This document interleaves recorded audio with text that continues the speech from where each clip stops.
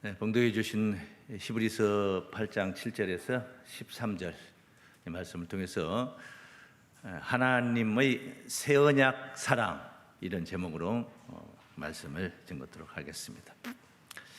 사랑이라는 두 글자, 어느 가수 패티김이 불렀던 걸로 기억이 되는데, 사랑이라는 두 글자는 쓸쓸하고 화려하고 길고도 짧은 이야기, 그런 가사말이 얼핏 생각이 납니다. 아마 우리 성도님들이 혹시 노래방을 가보셨으면 사랑이라는 글자로 시작되는 노래가 아주 가장 많을 것이다, 이렇게 아마 많다는 것을 확인할 수 있을 것이다, 그런 생각이 듭니다. 사랑이라는 그 용어 자체가 참 좋습니다.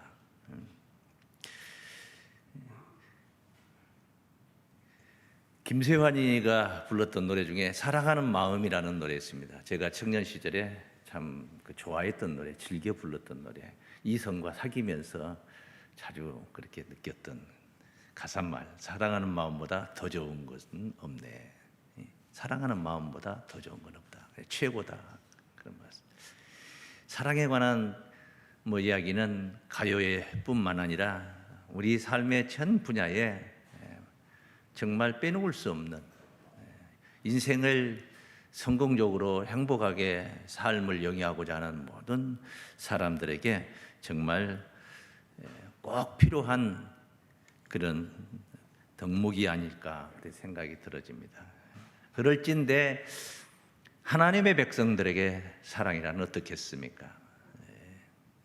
온유하라, 겸손하라, 용서하라, 용납하라, 이런 내용들, 오래 참으라, 그런 이제 골로새서에 있는 말씀인데 3장 12절부터 증거된 말씀이죠.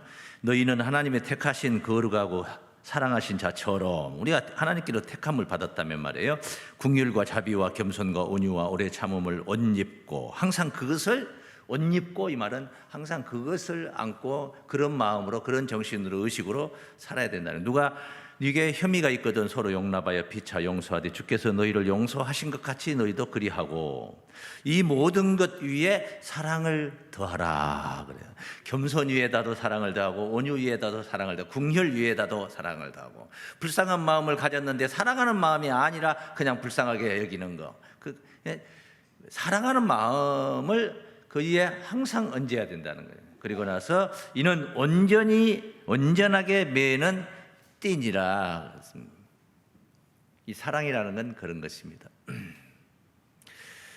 사랑의 진짜 그 사랑의 정말 맛이 어떤 맛일까요? 다 사랑해 본 사람들이고 사랑 받아보는 사람들인데, 성경은 하나님이 사랑이라고 하셨습니다. 하나님의 그냥 대명사, 하나님의 대명사 사랑, 그렇게 말씀을 드릴 수가 있는 거예요. 요한 1서 4장 7절부터 증거된 말씀인데, 사랑하는 자들아 우리가 서로 사랑하자. 사랑은 하나님께 속한 것이니, 사랑은 하나님께 속한 것이니, 사랑하는 자마다 하나님께로 나서 하나님을 알고, 사랑하지 아니하는 자는 하나님을 알지 못하나니 이는 하나님은 사랑이십니다. 하나님은 무엇이라? 사랑이라. 하나님이 사랑이야. 사랑이 뭐냐? 하나님이다. 오죽했으면 그렇게 표현했을까요? 무엇을 가리켜 대명사로 이렇게 여기기까지는 그 분야의 그 부분에 특별한 타의 추정을 불허할 수 있는 그런 어떤 관계성이 있을 때 그렇게 말할 수가 있는 겁니다. 여기 요한일서 4장 7절 8절 말씀 이후에 9절에 증거된 말씀에 또 이런 말씀이 있어요. 하나님의 사랑이 우리에게 이렇게 나타난 바 되었으니 하나님이 자기의 독생자를 세상에 보내심은, 독생자예요. 예수 그리스도는 독생자라는 거죠. 독생자를 더 깊이 생각해 보면은 이 독생자의 의미가, 보통 보편적으로 사람들은 독자, 하나밖에 없는 아들, 이 정도 생각합니다. 그런데 그게 다가 아니에요. 독생자라는 의미는 그게 다가 아니에요. 그냥 그분이 하나님이라는 이야기예요. 이 독자가 홀로 독자 날생자 이렇게 써서 스스로 나신 분, 하나님, 예수를 하나님이라고 표현을 한 거예요. 독생자라는 것은. 그래서 본래 하나님을 본 사람이 없으되, 본 사람이 없다 하나님을. 그리고 나서 그뒤 무슨 말씀이에요? 독생하신 하나님이 나타나셨느니라 그래요. 예수 이 땅에 강림하심을 독생하신 하나님 나타납니다고 표현했어요. 그렇게 표현했어요. 그런 하나님이 지금 9절에 지금 어떤 말씀이에요? 우리가 하나님을 사랑한 것이 아니고 하나님이 우리를 사랑하신 것이다, 이 말씀을 정합니다. 하나님이 자기의 독생자를 세상에 보내심은 저로 말미암아 우리를 살리려 하심이라. 우리를 살리려 하십니다. 그 뒤에 말씀 보면, 네? 사랑은 여기 있으니 우리가 하나님을 사랑한 것이 아니요 오직 하나님이 우리를 사랑하사 우리 죄를 위하여 화목제로 그 아들을 보내셨음이니라. 지난주 시간에 우리는 이런 말씀을 봤습니다. 중보, 더 좋은 언약의 중보라는 제목으로 우리 말씀 은혜를 나눴는데, 중보라는 말씀에 제가 서두에 서론을 뭐라고 말했냐면은 하나님과 인간 사이, 하나님과 사람 사이에서 그 관계를 원활하게 해주기 위한 그런 직분을 가진 자, 이게 중보라는 거죠. 그분이 누구냐? 예수였다는 거죠. 예수 대제사장이 하나님과 인간 사이에서 하나님의 원수가 되어 있는, 죄인이 되어 있는 우리 인간을 하나님의 자녀가 되게 해주셨고, 죄인이 아닌, 원수가 아닌 의롭다함을 얻은 자로 그렇게 해준 게 예수를 통해서 나타난 거예요. 그래서 지금 여기 10절에 그 아들을, 화목제로 그 아들을 보내셨습니다. 중보 예수가 그냥 하나님과 인간 관계를 원활하게 그냥 해준 게 아니고, 화평하게 그냥 해준 게 아니고, 말 한마디 몇 마디 가지고 한 게 아니고, 돈 몇 푼 찌그러 가지고 되는 것도 아니고, 자기 목숨을 희생해서 한 일이다, 이 말이죠. 십자가의 제물로, 제사로, 하나님께 드리는 제사의 제물로, 우리가 보통 예수 안 믿는 분들이 그 조상들에게 제사 지낼 때 닭을 잡아서 이렇게 상에다 올려놓고 그러지 않습니까? 그 제물이죠. 그게 제물. 닭이 죽었어요. 닭 한 마리가 죽었어요. 제물이에요. 예수가 죽었다는 거예요. 독생자 예수가 제물이 되어서 하나님과 인간 사이의 관계를 회복을 시켜주신다는 이거예요. 자녀로, 부자지간의 관계로 만들어 주셨다는 겁니다. 그런데 그것이 바로 하나님이 독생자를 내어 놓음으로 말미암아 나타난 하나님 사랑이다는 거예요. 하나님 사랑이에요. 그런 사랑에 비교할 수 있는 사랑은 세상에 없어요. 요한복음 3장 16절에 하나님이 세상을 이처럼 사랑하사 독생자를 보내셨어. 왜? 이는 저를 믿는 자마다 멸망치 않고 영생을 얻게 하려고.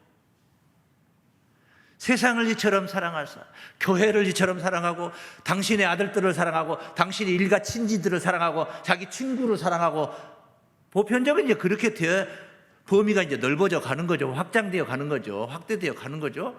그런데 하나님은 원수 같은 이 세상, 자기를 배신한 이 세상을 사랑하셔서 독생자를 십자가의 길로, 화목 제물로 보내셨다는 것. 그것이 바로 하나님의 사랑이다. 할렐루야. 그래서 그 하나님을 우리는 예수 그리스도를 의지하여 하나님을 믿는 것이죠. 믿는데 뭘 믿느냐? 믿는다는 것은 언제든지 뭘 믿는 그 목표가 있는 거죠.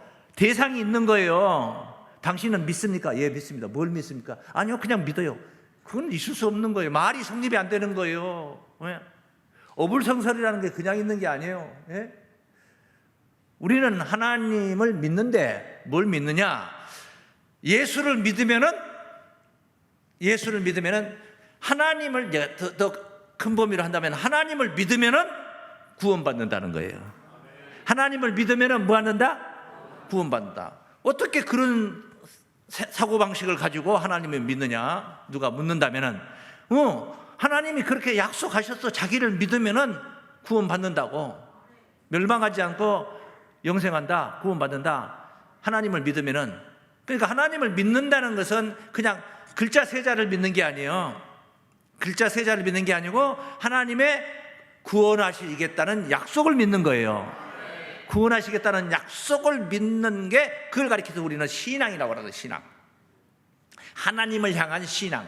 믿을 신자, 우러를 앙자. 그래서 신앙은 믿고 바라고 소망하며 우러러 본다. 그런 뜻이 되는 거죠. 그래, 하나님을 신앙하는데 이 하나님을 향한 신앙은 우리만 가진 게 아니야. 오늘 이 세대의 우리들만 특허낸 게 아니라는 거죠. 벌써 오래전 날 예수 당시에도 하나님을 향한 신앙이 있었고, 예수 이 땅에 오시기 전에도 하나님을 향한 신앙은 있었어요. 이스라엘 나라 백성들이 다 하나님을 향한 신앙이었어요. 그냥 그들도 신앙했다는 거죠. 그 뭘 했다는 거예요? 그냥 할 일 없으니까 조상 대대로 믿으니까 우리도 그냥 믿는 거야. 이게 아니고 하나님이 주신다는 약속을 믿는 거예요. 구원 약속을 믿는 거예요. 이제 뭐 구원이라는 것을 우리 같이 새하늘과 새 땅을 소망하는 구원도 있지만은, 우리가 궁극적으로 소망했지만은, 저 이스라엘 백성들, 애굽에서 종살이 하던 사람들은 애굽에서 노예에서 해방을 받아가지고 저 복지의 땅, 젖과 꿀이 흐른다는 가나안 땅에 거기에 들어간다는 거, 그걸 믿고 모세를 따라 나온 거예요. 모세를 믿은 게 아니고 모세가 내놓고 있는 하나님을 믿은 거라 이 말이에요. 그러니까 그런 신앙이 믿었던 대로, 우리의 신앙대로 모든 게 다 원만하게 다 이루어져야 되는데, 다시 말씀드리면은 하나님이 나를 믿으면은 너희를 구원하겠다 해서 했던 그 약속, 언약이에요. 이거 언약. 이 약속이 다 이루어져야 되는데, 보통 인간 사회에서 약속이 안 이루어질 때가 간간히 있어요. 그걸 약속이 깨졌다 그런 거죠. 뭐 대선 주자들이 무슨 약속을 하고 둘이 상호간에 약속했다 또 약속을 깨기도 하고, 또 공약이라는 것은 국민들에게 하는 약속인 거예요. 공약. 내가 대통령이 되면은 청년들은 다 1억 원씩 주고 뭐 어쩌고 저쩌고 이건 뭐 그런다면은 이것이 공약이 약속이라는 거죠. 근데 막상 대통령이 되고 나서는 안 지키는 경우가 인간들의 세계라는 거죠. 공약이. 그렇다고 하나님도 그러면 안 되잖아요. 만약에 하나님이 약속하시고 약속을 깨버리고 약속하시고 또 없었던 일로 하자 해버리면은 우리가 하나님을 믿을 수가 없고, 하나님만 보고 하나님만 바라보며 신앙하며 살 수는 없다는 거죠. 그런데 송구스럽게 하나님의 약속이 깨졌습니다. 하나님의 약속이 깨졌다. 이것은 흠이 생겼다. 언약에 흠이 생겼다. 그래서 이유가 있겠죠. 분명히 약속이 깨진 이유가 있습니다. 그것을 생각도 해보겠습니다. 우리가 살펴보도록 하겠습니다. 어쨌든 하나님과 인간은 하나님의 구원을 소망하며 가고 있는데 그 약속이 깨졌어요. 보편적으로 겉으로 나타난 이유는 뭐 99%가 아니라 100%다 하나님의 부주의로 이루어지는 깨짐이 아니고 인간의 불순종으로, 한계점, 인간의 한계점이라는 게 있잖아요. 예를 들어 저보고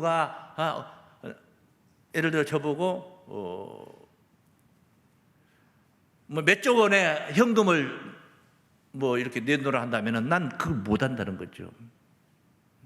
그걸 못 하는 거예요. 인간의 한계성이라는 거죠.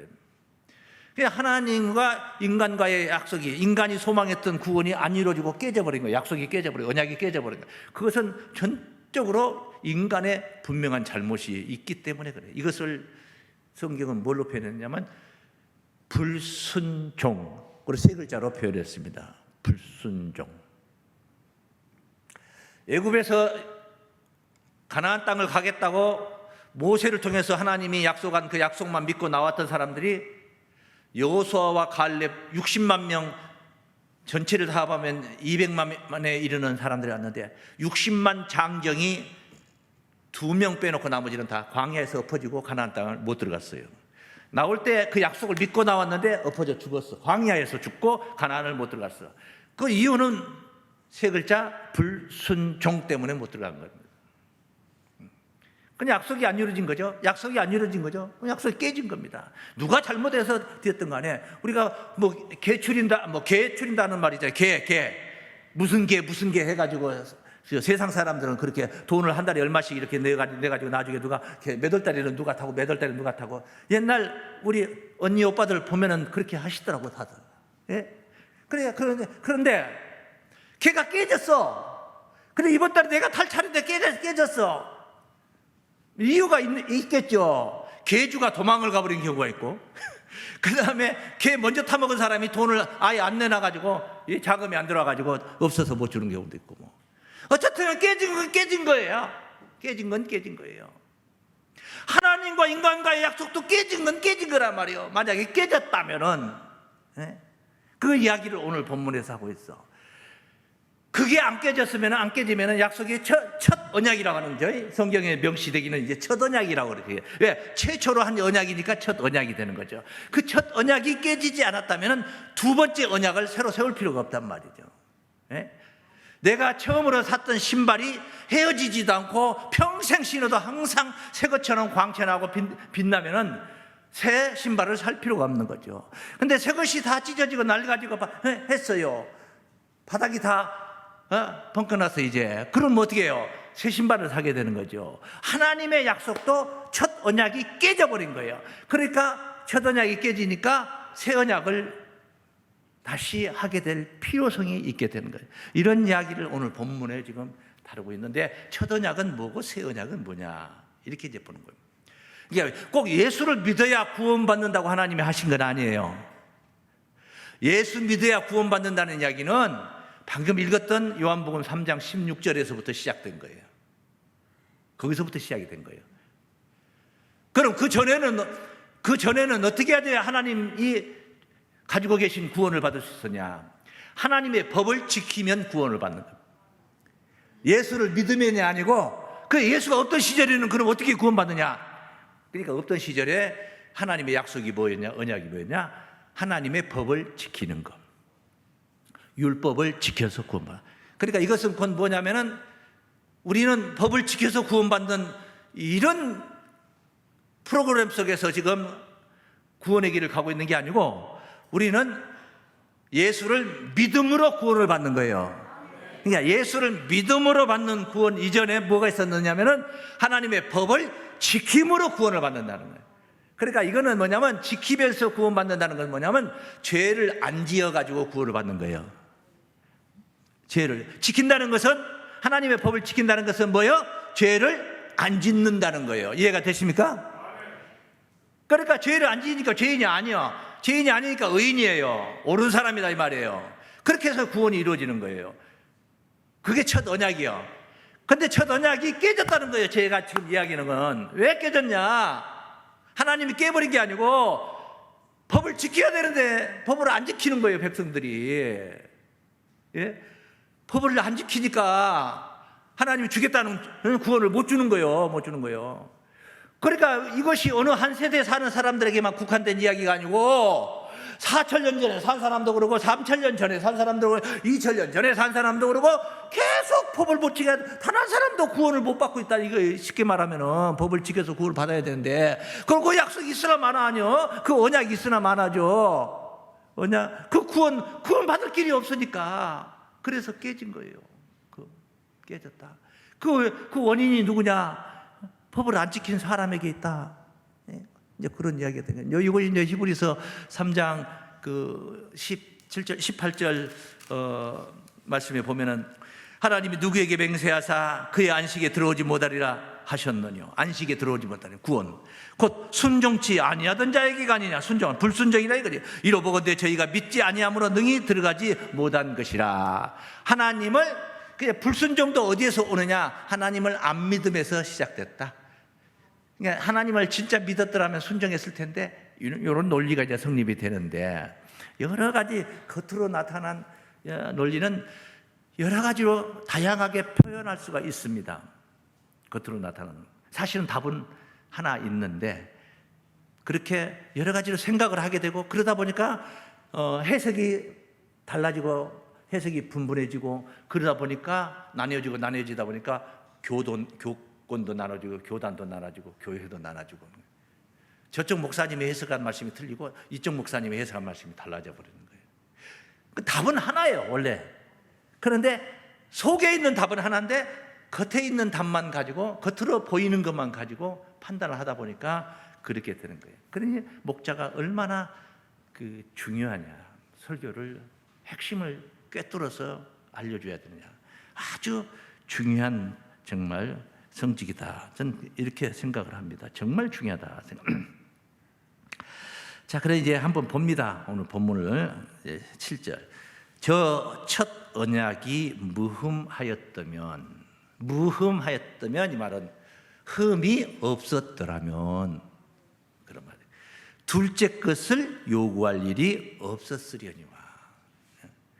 첫 언약 가지고 구원이 완성된다면은 두 번째 언약을 새롭게 세울 필요가 없었을 것인데, 하나님은 세웠다 이 말이에요. 문제는 새 언약을 세웠다 이 말이에요. 새 언약을 세웠다 이 말 속에는 헌 언약이 있었다 그 말이네.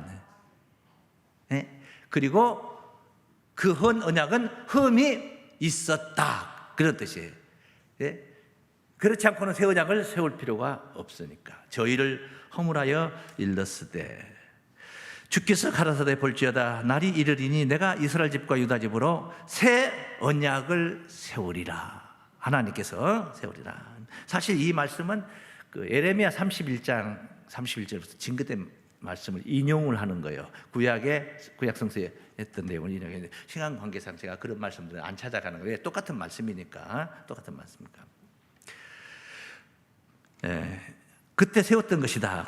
또 가라사대, 주께서 가라사대 내가 저희 열조들의 손을 잡고 애굽 땅에서 인도하여 내던 날에 저희와 세운 언약과 같지 아니하도다. 같지 아니하도다 이 말은 저 첫 언약과는 다르다. 새 언약은 첫 언약하고는 좀 다르다. 첫 언약 때는 구원을 못 받았단 말이에요. 언약대로 안 이루어졌다는 거죠. 깨졌다는 거죠. 깨졌어. 근데 이번 새 언약도 또 깨지는 거 아니요? 이렇게 하나님은 우리가 의심할 수가 있어. 하나님 이렇게 분명히 구원한다고 해놓고 또 깨지는 게 아니겠습니까? 이렇게 의심을 해볼 수가 있는 건데, 하나님 여기서 이제 그 말씀을 명시한 거예요. 그때 거 약속하고는 이건 좀 다르다. 이건 다르다. 근데 어떻게 다르냐? 저희는 이 말은 첫 언약의 대상자들, 저희는 내 언약 안에 머물러 있지 아니하므로 내가 저희를 돌아보지 아니하였느라. 그러니까 이유가 분명히 있는 거예요. 첫째, 저희는 내 언약 안에 머물러 있지 않았다. 그래서 하나님이 돌아보지 않았다. 다시 말하면 돌보아 주지를 않았다. 이것을 역으로 생각을 해보면 하나님이 돌보아 주면은 구원이 이루어진다 이 말이죠. 저 첫 언약의 대상자들이 구원을 못 받은 것은 하나님이 돌보아 주지를 않았기 때문에 구원을 못 받았다.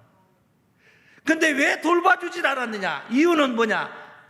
저희가 그 녀석들이 내 언약 안에 머물러 있지 않았기 때문이다. 이것을 언약 안에 머물러 있지 않았다는 것을 단순하게 간단하게 겉으로만 표현하면은 뭐냐? 불순종이라는 말로 설명이 다 되는 거예요. 언약 안에 머물러 있지 않았다. 너하고 나하고 약속은 예루살렘을 절대 떠나지 않기로 했지 않느냐.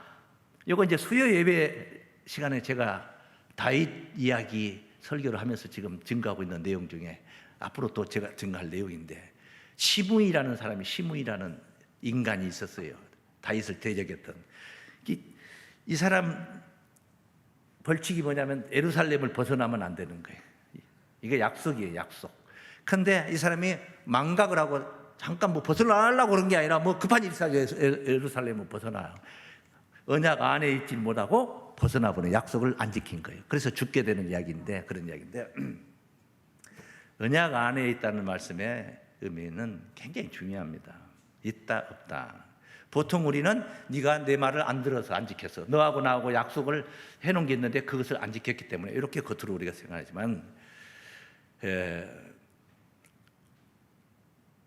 하나님이 언약 안에 있든 말든 하나님이 돌보아 주시면은 못 이룰 것은 없어요. 왜냐하면 하나님은 전능자이기 때문에. 근데 돌봐주지 않았는데 이유가 언약 안에 있지 않아서 했다.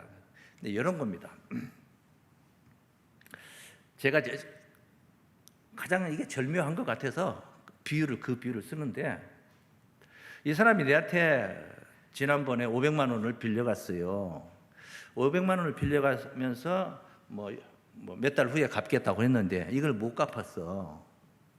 그러더니 500만 원도 안 갚아놓고 또 와가지고 이번에는 1000만 원을 빌려달라고 그러는 거예요. 500만 원도 안 갚았잖아요. 근데 내가 이 사람한테 못 빌려준다는 말을 못해. 왜냐? 내가 당장에 돈 못 빌려준다 하면 이 사람은 교회 안 나올 사람이야. 근데 비유를 하는 거예요. 비유를 하는 거예요. 누가 우리 성도가 내한테 그런 사람은 없지만은 비유를 하는 거예요. 그러니까 교회에 나오는 것이 더 클 경우에, 어디게 들어줘야 되지 않겠습니까? 교회에 나오는 일이 더 크다고, 무게가 중량감이 더 있다고 생각할 때는. 근데 이 사람 꼭 주어봐야 호랑이한테 개 구워준 거하고 똑같다. 호랑이한테 개 구워주고 나서 개 도로 받을 수 있어요, 없어요? 못 받아요. 받으러 갔다가 자기도 물려 죽어. 그러니까 안 돼. 내가 니한테 돈을 1000만 원 구워주는 건 호랑이 개 구워주는 거다, 이렇게 생각이 있던 거예요, 마음속에. 근데 겉으로는 체면상 뭔상 도저히 거부할 수 없는 관계라 이 말이야. 그래서 약속을 해. 알았어. 언제 필요한데? 일주일 후에 필요해. 그래? 내가 준비해 볼게. 알았어. 난 너만 믿고 가 하고 갔어. 일주일이 왔어. 근데 너만 믿고 가 할 때 내가 속으로 호랑이 개 구워주지, 그렇게 생각을 했어. 그러니까 그 언약 속에, 내 속에서는 지금 구워준다는 거예요, 안 구워준다는 거예요? 별로무 핑계를 다 대가지고 그날 일주일 후에 안 구워줄 판이에요 지금. 이것은 이미 내가 그 사람하고 약속을 한 거예요. 겉으로는 뭐요? 알았어, 구워줄게. 이거 겉으로 약속은 그거예요. 근데 내면의 세계에서 나하고 너하고 약속은 뭐예요? 못 구워줘, 이거였어요. 그럼 일주일 후에 나타나는 현상은 어떻게 나타나요? 전자요, 후자요? 전정자 말고 저 전정자 집사님 계시네. 전자는 구워준다고 했고 겉에 말씀이고, 후자는 속의 말씀 뭐요? 못 구워줘. 호랑이 개꾸어주지. 그 생각을 했다는 거예요. 그러면은 일주일 후에 그 사람이 이제 돈을 받으러 왔어. 믿거니 하고 왔어. 돈 받을 수가 있어요, 없어요? 못 받는 거예요. 무슨 말이야, 알겠죠? 그러니까 하나님의 섭리가 중요하다 이 말이에요. 너희들이 순종하고 불순종하고 그 이전에 하나님의 섭리가 중요하다는 거예요. 이게 구원을 이루기로 하나님의 섭리 속에 있는 일이냐, 날고 뛰어봐야 구원이 안 이루어질 이 섭리냐, 이게 중요한 섭리. 그래서 우리가 섭리를 아는 게 중요하다는 거죠. 보세요. 첫 언약이 불순종으로 깨졌어요. 언약 안에 머물러 있지 않았어요. 안 돌봐줬다고 했어. 하나님 전능하신 자가 그 언약의 백성들을 마음을 감동을 주고 달래고 감동을 주고 해가지고 얼마든지 강팍한 마음을 온유한 마음으로, 교만한 마음을 따뜻한 마음으로 바꿀 수가 있는 분이 누구요? 하나님이셔요. 믿습니까? 그렇게 해서 순종하게 할 수 있는 거예요. 순종하게 할 수 있는 거예요. 그런데 하나님께서 불순종하고 티격태격 불퉁불퉁 하는 그 작자들을 보듬고 달래주고 안 했다는 거예요. 법에 의해서 제까닥, 법에 의해서 제까닥, 법에 의해서 제까닥, 광야에다 다 엎어버린 거예요. 다 엎었다. 불순종 때문에 엎어진 거예요. 돌봐주질 않았다는 거예요. 여기서 돌보아 주지 않았다는 말씀을 앞에 언약 안에다가 가져다 놓으면은 머물러 있지 않았다는 것을 머물러 있게 돌봐줄 수가 있다 이 말이에요. 근데 돌봐줬어요? 안 돌봐줬어요? 안 돌봐줬다는 거예요. 그래서 망했다는 거예요. 첫 언약은 깨졌다는 거예요. 그런데 둘째 언약, 새 언약은 그때 언약과 같지 않다. 이 말 속에는 뭐예요? 돌봐주신다. 내 언약 안에 너희들 구원이 있다. 믿습니까? 내가 하나님이 내 안에서 나를 구원하실 것을 이미 계획을 하고 계신다. 만세전부터 창세전부터 계획하신다. 예수 그리스도를 통해서 이 땅에 이루고자 하신 하나님의 구원은 그런 겁니다. 그것을 지금 오늘 본문에 이야기하는 거예요. 보세요. 예. 돌봐주었다는 건데, 여기 8장 지금 9절 말씀을 다시 한번. 저희는 내 언약 안에 머물러 있지 아니하므로 내가 저희를 돌아보지 아니하였노라. 그러니까 구원은, 보세요, 구원은 잘난 인간의 행위로 이루어지는 것이 아니고, 내가 돈 좀 있다 해서도 안 되고, 내가 힘 좀 있다 해서도 안 되고, 내가 젊다 해서도 안 되고, 내가 잘생겼다 해서도 안 되는 거예요. 구원은 그게 아니에요. 그럼 뭘로냐? 하나님의 돌보아 주심으로 된다. 그게 뭐냐면, 구원은 내 힘으로 되는 게 아니라 하나님의 은혜로 된다. 할렐루야. 그 은혜로 되는 구원, 새 언약은 하나님의 은혜로 된다는 것을 역력하게 구구절절 증거하고 있는 내용들을 한번 지금부터 보십시오. 본문 속에 있는 이 내용, 돌봐 주셨다는 말씀부터 오늘 우리가 하나님의 자비하심과 긍휼하심과 사랑하심과 그런 은혜로 구원이 이루어진다. 그렇지 않으면은 인간은 절대로 구원받을 수가 없어. 하나님의 긍휼이 없이는, 하나님의 은혜가 없이는 절대 인간은 왜냐하면은 도저히 법을 지켜서 행할 수 있는 이 몸뚱아리가 아니야. 그것을 뭘로 표현하냐면 연약하다 이렇게 표현했어요. 연약해. 인간의 몸은 연약해. 지키지를 못해. 마음은 온유로되 육신이 연약하다. 안 되는 거예요. 그런데 예수님이 대제사장으로 우리 곁에 오셔서 우리를 어떻게 돌봐주냐? 우리의 연약함을 체휼하지 아니하는 자가 아니요. 그 굉장히 어려운 말이라고 제가 설교했었죠. 어느 몇 주 전에. 우리의 연약함을 체휼하지 아니하는 자가 아니요. 이 말은 부정을 2번 연속으로 넣은 것은 긍정으로 바꾸기 위해서, 긍정을 강조하기 위해서. 네? 내가 그거 해준다. 단순하잖아요. 그런데 그렇게 내가 안 해주는 사람이 절대 아니요. 이 말, 이렇게 하는 건 뭐예요? 해준다는 것을 굉장히 강조하는 말이란 말이에요. 네? 우리 주님은 인간의 육체를 입고 이 땅에 오셔서 우리와 똑같은 몸을 가지고 와서 다 경험을 하신 거예요. 다 시험도 들어봤어요. 배고픔도 당해봤고, 몸의 고통도 겪어봤고, 그래서 그 말씀을 우리의 연약함을 체휼하지 아니하는 자가 아니요. 그 말씀을. 네.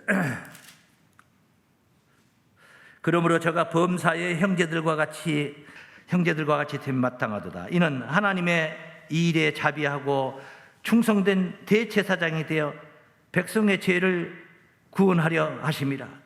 자기가 시험에 받아 고난을 당하였은즉 시험 받는 자를 능히 도우시느니라. 할렐루야. 그리고 4장 15절에 오면은, 4장 15절에 오면 우리에게 있는 대제사장은 우리 연약함을 체휼하지 아니하는 자가 아니요 모든 일에 우리와 한결같이 시험을 받은 자로되 죄는 없으시니라. 그러므로 우리가 긍휼하심을 받고, 체휼해 주니까 긍휼하심을 받고 때를 따라 돕는 은혜를 얻기 위하여 은혜의 보좌 앞에 담대히 나아갈지니라. 체휼한다 이 말은 우리를 불쌍히 여기고 도와주신다 이 말은, 강하신 분이, 능하신 분이 우리를 돌보아 주신다. 이것이 바로 그리스도 보혈로 세운 새 언약의 축복인 줄로 믿습니다. 그래서 이제 이 새 언약은 첫 번째 이제 어떻게 돌봐주는가는 이제 보면 되는 건데, 첫째 뭐냐, 우리를 돌보아 주십니다. 새 언약은 첫 번째 따라하십니다. 주께서 우리를 돌보아 주십니다. 돌봄이라는 게 있어요. 돌봄, 그 애기들 돌봄 어떤 그런 것도 있어요. 연세 드신 분들 거기 가서 취직해가지고 돌봄 하신 분들 있어요. 하나님의 돌봄이 없으면은 구원 받기 어려운, 구원 받을 수 없는 그러한 받을 수 없는 연약한 몸, 절대로 법을 지켜서는 구원을 다 지키지 못해. 그래서 로마서 3장 10절에 그런 말씀입니다. 의인은 없나니 하나도 없도다. 왜? 법 앞에 서면은, 법대로 따지면은 의인은 없나니 하나도 없도다. 법대로 따지면은. 그냥 법대로 따지면 안 돼. 같은 로마서 3장인데도 3장 10절에는 그런 말씀이 있지만은 3장 24절에는 은혜에 관한 이야기를. 은혜에 관한. 그리스도 예수 안에 있는 구속으로 말미암아. 이렇게 그리스도 예수 안에 있는 구속으로 말미암아, 이 말은 십자가 사랑으로 말미암아, 그런 말이에요. 하나님의 은혜로, 내 행위로요, 은혜로요, 값없이 의롭다 하심을 얻은 자 되었느니라. 은혜로 의롭다 하심을 얻은 자 되었느니라. 그래서 법 아래에 있으면 안 돼. 우리 구원을 못 받아. 우리는 법 아래에 있으면은 날고 뛰어도 절대로 법에서 우리가 자유롭지를 못합니다. 털어서 먼지 안 날 사람이 없는 것처럼 법 아래서는 우리가 절대로 의롭다함을 얻을 수가 없는 거예요. 그래서 의인은 없나니 다 죄인이라는 겁니다. 온 인류가 다 죄인이라는 거예요. 우리는 법 아래에 있는 자가 아니라 은혜 아래에 있는 자가 돼야 돼. 이게 뭐냐면 돌봄의 은혜 속에 있다 이 말이에요. 돌보아 주시는 은혜 아래에 있어야 된다. 로마서 6장 말씀을 봅니다. 6장 14절 말씀하죠. 6장 14절. 죄가 너희를 주관치 못하리니, 죄가 너희를 주관치 못하리니. 법이 없으면 죄를 논할 수가 없어요. 죄를 논할 수가 없어요. 이는 너희가 법 아래 있지 아니하고 은혜 아래 있음이라. 법 아래 있지 아니하고 뭐 아래 있어요? 하나님의 은혜 아래 있으면은 죄가 절대로 나를 컨트롤할 수가 없다는 거예요. 좌지우지할 수가 없다는 겁니다. 은혜 아래 있기 때문에. 그런데 이게 좀 삐뚤어지고 잘못 깨달은, 삐다가 아니에요. 엉터리로 깨달은 사람들은 뭐냐면, 우리는 이제 예수를 믿는 은혜 아래 있는 사람이다. 그 죄하고는 우리는 상관이 없네요. 죄 지어도 상관없다. 이렇게 아주 빗나간 사람들은 정말로 은혜 아래 있으니까 더 죄를 안 지어야 되는데, 예수 믿으니까 더 죄를 안 지어야 되는데, 예수 믿으면서 더 험한 짓을 하게 되는 거예요. 삐뚤어지고 잘못 깨달아서. 그래서 그 15절에 그 다음 구절에 그 말을 다루고 있습니다. 그런즉 어찌하리요? 우리가 법 아래 있지 아니하고 은혜 아래에 있으니 죄를 지으리요? 죄를 지으리요? 하면 여러분이 그 다음에 뭐라고 해야 되겠는가 한번 답변은 여러분 하면서, 죄를 지으리요? 반말하네. 예, 그렇습니다. 그럴 수 없느니라. 절대 그럴 수 없느니라. 그러나 그럴 수 없느니라가 실제 나의 삶이 돼야 되지 않겠습니까? 말로만, 입으로만 따박따박 그럴 수 없죠. 이렇게 말하고 실제 행동은 그러면 안 되잖아요. 그러면 행동이 그러지 않을 수 있도록 해주는 게 하나님의 돌봄이라. 그 돌봄이 구체적으로 어떻게 돌보느냐, 구체적으로. 그러니까 그 내용을 우리가 여기서 이해를 하면 되는 거예요. 그래서 하나님이 예수를 믿고 죄사함을 받았다, 예수를 믿었다, 은혜 아래에 있다 하면서도 죄를 짓는 거야. 그래서 어떻게 보면 불안해. 우리의 구원이 불안한 거예요. 예수 믿은 사람들이 더 심한 짓을 할 수도 있는 거고, 그래서 불안해. 그래서 두 번째 안전장치를 해놨어. 안전장치를 하나님이. 그 안전장치가 뭐냐? 두 번째 안전장치가 10절에 했어요. 10절에. 예? 또 주께서 가라사대 그날 후에 이제 예수를 십자가, 그러니까 이게 사실 어디서부터 시작이 돼야 되냐면, 설교가 새 언약의 출발 기점은 어디냐 하면은 십자가예요. 십자가. 새 언약의 출발 첫걸음의 시점은 어디냐면 십자가 사건이에요. 십자가 사건. 그래서 예수님이 누가복음 22장 20절에 보면 이제 그 누가복음 22장은 예수님이 십자가의 길을 가기 바로 전날 밤, 잡혀가는 날 밤, 전야제예요, 쉽게 말하면. 그러니까 그날 밤에 잡혀가 가지고 그 다음날 오전에 십자가 희생을 했어요. 그러니까 그 잡혀가기 바로 직전에 제자들과 함께 마지막 만찬을 했어요. 떡과 포도주를 갖다 놓고 떡을 띄어서 주고 포도주 따라주고 만찬, 최후의 만찬이에요. 그게 그 뒤로 한 적이 없잖아요. 그게 최후의 만찬입니다. 그때 주님이 포도주를 따라 주시면서 누가복음 22장 20절에 그런 말씀을 따라 주면서 이 잔은 내 피로 세우는 새 언약이니라. 정확하게 명시를 합니다. 새 언약이니라. 그 말 한마디 선포가 헌 언약은 실패했다는 것이에요. 헌 언약이 흠이 없었으면 새 언약을 요구할 일이 없으니까 예수님이 새 언약이다. 예수 피로 아직 포도주 상징적인 것만 따라줬지 실제 보혈을 흘린 건 아니요. 보혈 흘릴 것을 저들에게 가르친 거예요. 그래 새 언약의 시작은 거기서부터 시작이 됐다. 십자가에서부터. 그날 후 이제 그래서 그날 얘기를 하는 거예요 지금. 또 주께서 가라사대 그날 후에 내가 이스라엘 집으로 세울 언약이 이것이니 내 법을 예수 십자가 이후에 이 하나님을 믿는 신앙하는 자들의 상태를 얘기하는 거예요. 내 법을 저희 생각에 두고 저희 마음에 기록하리라. 나는 저희에게 하나님이 되고 저희는 내게 백성이 되리라. 자, 보십시오. 법을 생각에 두고 마음에 기록한다. 새 언약은 그런 겁니다. 헌 언약은 법이 어디 있었느냐? 십계명이라는 법이 두 돌판에 있었어요. 뭐 다음 시간에 이제 9장에 보면 이제 나오는 이야기가 있는데 보면 하나님의 지성소 안에 언약궤가 있고 언약궤 안에 그 돌판이 들어 있었어요. 하나님 법이 그렇게 있었어요. 그런데 법이 그런 돌판에 있는 게 아니고 마음의 생각에 기록이 된다는 거예요. 네? 마음과 생각에 기록이 된다. 지금 우리 성도님들은 법이 어디에 있느냐면 주무하세요. 법이 어디가 있느냐면 성경에 있다. 성경에. 아직 안 된 거예요. 법이 성경에 있어가지고 될 일이 아니요. 법이 마음에 있어야 돼요. 그러니까 이것을 마음에다 넣으려 이 많은 성경을 구구절절 이 마음에 넣으려고 막 이게 머리가 쥐나게 막 공부를 하는 거 저녁에. 그래가지고 너무 날넘어가지고 어떤 사람들은 너무나 날넘어가지고 헛소리하고 다니는 사람들도 있어요. 네? 헛소리하는 사람도 있죠. 정신이 분열돼가지고 헛소리하고 다니는 사람들. 그 날넘어버린 사람들 있잖아요. 아니 이제 이 성경 공부하더라고 쓰고 외우고 막 박이 터지게 소용없어요. 안 돼요. 그것도 잊어먹어요. 그건 잊어먹어요. 그리고 서력 잊어먹지 않는다 할지라도 있으나 많아요. 그럼 어떻게 해야지 법이 마음에 생각에 다소곳이 자리를 잡을 수가 있느냐.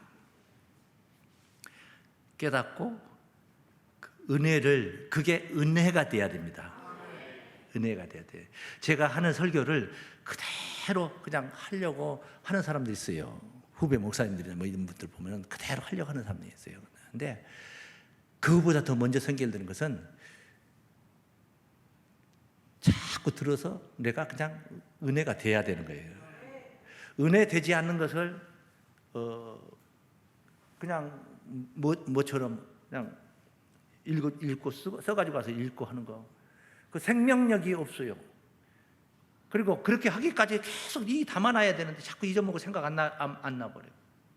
그래서 이제 은혜가 되는 이 문제를 여러분이 깊이 봐야 돼요. 어떤 은혜를 받느냐? 성경은 이렇게 많은 장문으로 기록됐지만은 결론은 예수 증거하는 책입니다. 이건 요한복음 5장 39절에 있는 말씀이에요. 성경은 예수를 증거하는 책이라는 거예요. 그 다음에 예수 뭘 증거하는 거냐? 예수 십자가 사건을 증거한 책이에요. 이 책은. 그래서 그 사건을 은혜를 받고 나면은 내가 애우지 않아도 저절로 머릿속에 남아있게 됩니다. 이걸 깨달아야 됩니다. 근데 은혜는 받지 않고 공부해가지고 담아놓고 있으려니까 그게 안 되는 거예요. 예? 근데 왜 공부를 가르칩니까? 그래, 저를 보고. 오늘도 이 설교를 왜 장황하게 가르치냐고. 은혜 받아라고. 은혜 받아라고 하는 것이지 제가 한 말 다 영원하라고 하는 게 아니에요. 그냥 예수 십자가로 인하여서 내가 죄사함을 받았고 나라는 옛사람은 이제 포기하고 죽었고 내 안에 주님이 오셔서 나의 주인이 되어 계신다. 이런 상태로 변화를 이루게 하기 위해서 설교를 하는 거지, 이런 것이란다 가르쳐 주려고 하는 게 아니에요. 그런 변화를 이루어 가야 되는 거야. 그러다 보면은 죄가 싫어지고 선이 좋아지는 거예요. 할렐루야. 이제 죄가 싫지는 않는데 예? 그러면 안 될 것 같으니까 할 수 없이 죄를 안 지으려고 하는 사람들. 그게 아니고 죄가 싫어. 그냥 나는 죄가 싫어. 예? 음식도 여러분 우리 건강관리를 이렇게 하잖아요. 뭐 혈압이 높은 사람, 당뇨가 있는 사람, 뭐 어떤 사람들, 이런 사람은 뭐 어떤 음식을 삼가야 되는데 그 음식을 그냥 나는 먹고 싶어 죽겠어. 아이스크림도 하나 먹고 싶고 막 예? 설탕 범벅을 해가지고 막 비벼서 먹고도 싶고 막 그래. 국수에다도 설탕 타서 먹고 싶어. 그런데 이 지병 때문에 못하는 거야. 그러니까 그 고통 속에 사는 거야. 근데 그게 아니고 설탕이 싫어졌어. 단맛이 싫어졌어. 그럼 뭐 고통이 아니야. 그냥 막 음식을 즐겁나게 먹는 거야. 즐겁나서 먹는 거야. 좋아하는 음식마다 다 내 몸에 좋은 음식이야. 그렇게 체질이 바뀌어야 된다 이 말이야. 체질이 그렇게 바뀌면 우리 식생활이 편하겠죠? 우리의 의식이 그렇게 바뀌면 우리의 삶이 편하겠죠? 죄가 싫어지고 의가 좋아져야 된단 말이야. 선이 좋아지면은 내가 좋은 짓만 하고 사는 거야. 막 너무너무 좋아가지고 좋은 짓만 하고 사는 거야. 그리고 싫은 것은 안 하고 살아. 그렇잖아도 그거 싫은데 안 하는 거야. 내가 지금 안 하려고 해서 안 하는 게 아니라 내가 싫어서 안 하는 거야. 이렇게 패턴을 바꿔야 된다. 도적질이 좋아가지고 날마다 남의 돈 훔칠 생각, 보이스피싱이 뭔지 이렇게 하던 사람이 은혜 받고 바뀐 거예요. 구제사업이 좋다는 게 알았어. 나의 적은 그 투자가 기부가 얼마나 큰 역사 방향을 일으킨가 하는 것을 그걸 깨달으면서 그게 좋아지는 거예요. 그래서 그런 의의를 행하는 것을 내가 할 수 없이 끌려가면서 하는 게 아니라 강권하니까 하는 게 아니라 스스로 하는 거예요. 할렐루야. 그래서 스스로 깨달으면은 하나님의 법이, 내가 은혜를 받으면 하나님의 법이 내 안에 애워가지고 있는 게 아니라 좋아하니까 들어와 있어요. 할렐루야. 내가 좋아하니까 좋아. 주일날 예배 나오는 거 이게 법이요.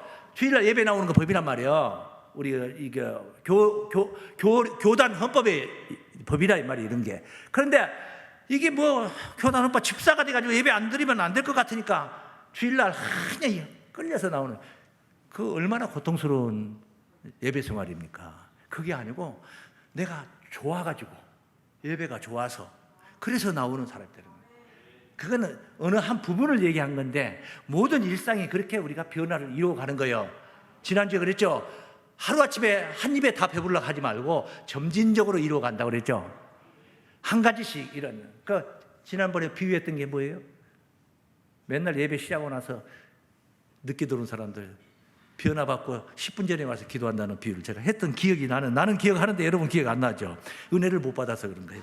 왜 그러냐? 나를 치나? 그렇게 생각을 해요. 그러면 이제 은혜가 안 되는 거예요.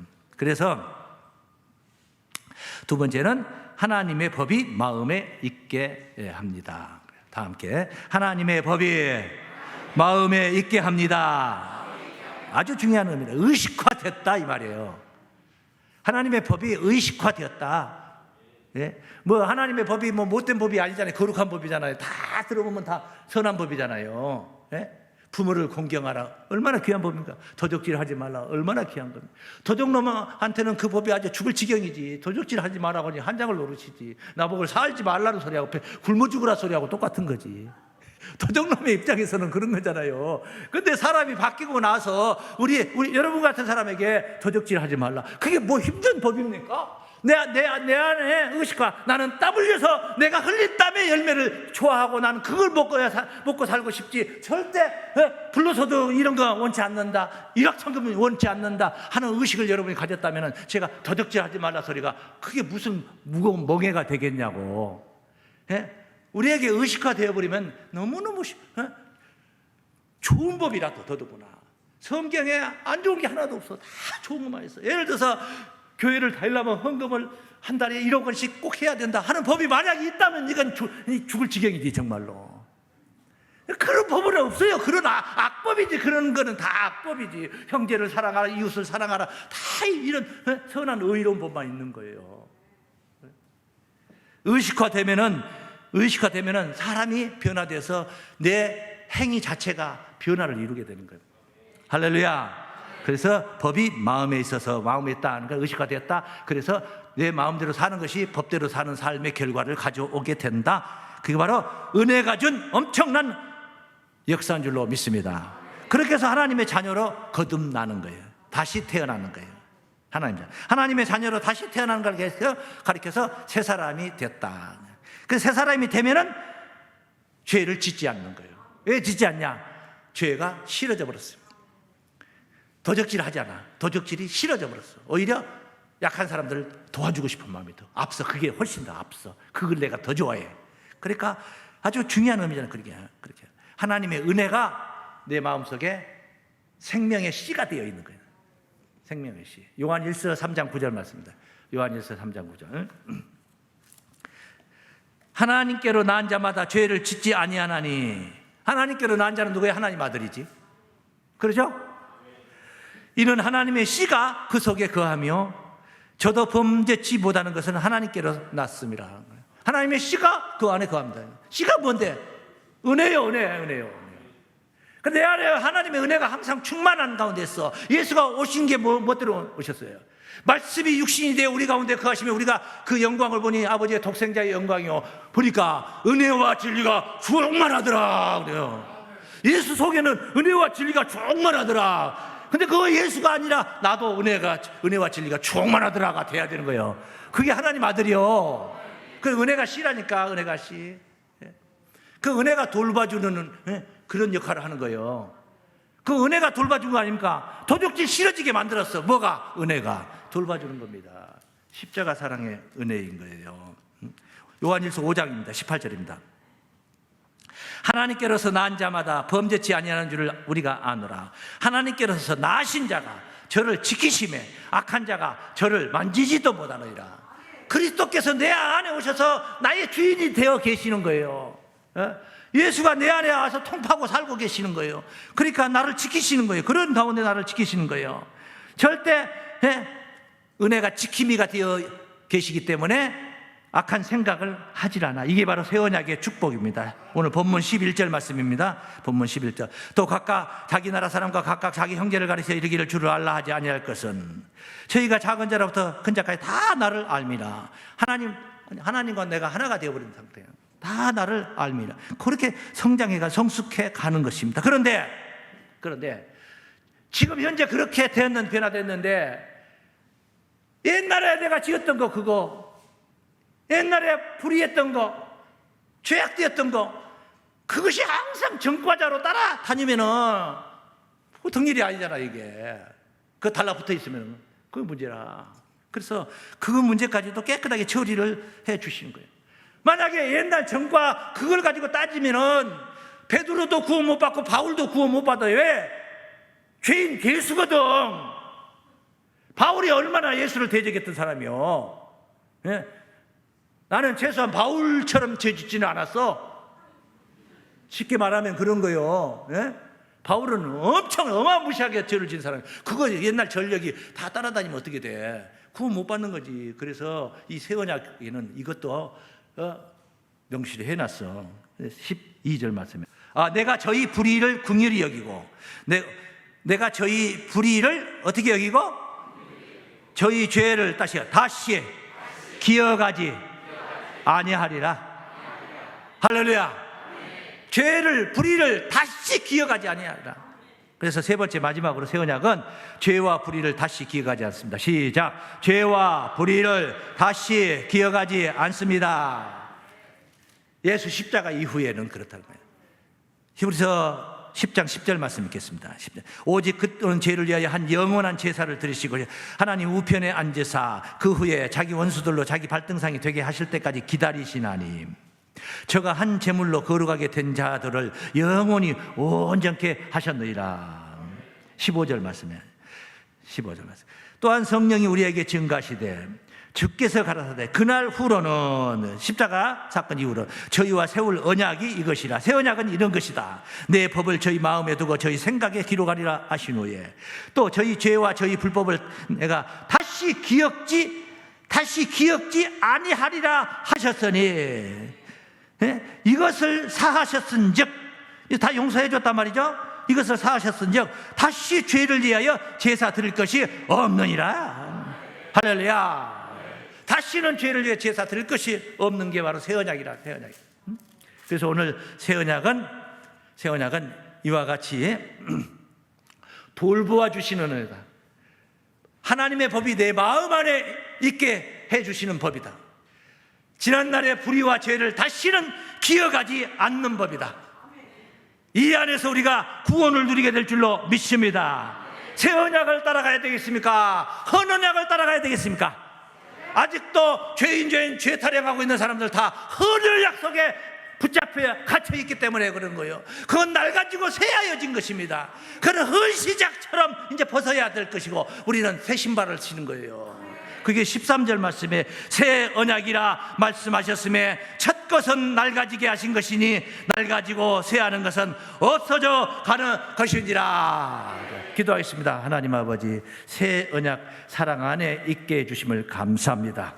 오늘도 이 귀한 사랑으로 은혜로 돌보아 주신 것을 감사드리나이다. 하나님의 법이 마음에 있고 생각에 기록되기까지 은혜 받게 하여 주시옵소서. 예수님 이름으로 기도하옵나이다. 아멘.